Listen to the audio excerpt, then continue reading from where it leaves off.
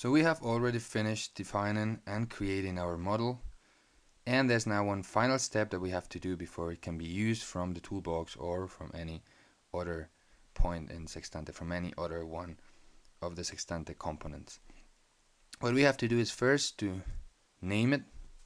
I can name this topographic indices from DM to indicate that it calculates topographic indices directly from the DM. And then I select the group where I have to put it. I can select any group here from the list of the available ones, but I can also type my own group here. So I can, for example, name this group example models.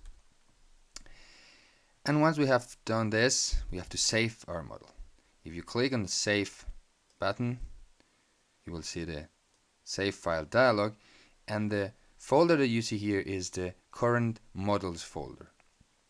We will see what that means a little bit later, but what I'm going to do is not to save it here, but to save it in a different folder, and then I will show you how to change the current models folder so we can find your model, the model that you have created, and it can load it and add it to the toolbox. So I'm going to put it, for example, in my documents here, or yeah, this is my home folder, so I will put it here, and I will call it example.model.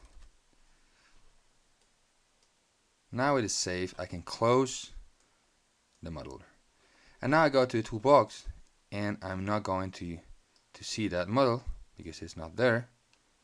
You see, there is not a group named models, but I can click here on the settings button and go to the models block here, to the group of parameters, name models, and this is the models folder. It was a desktop, but this is not the folder where I have saved my model. I saved it in my home folder, so what I'm going to do is to select my home folder here. This is my home folder. Now I click on load models, and it has loaded one model, because in that folder there was just one model, the one that I had just created.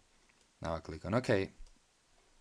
OK, and you see that the toolbox has been updated, and now it features a new algorithm here, models, and here it is.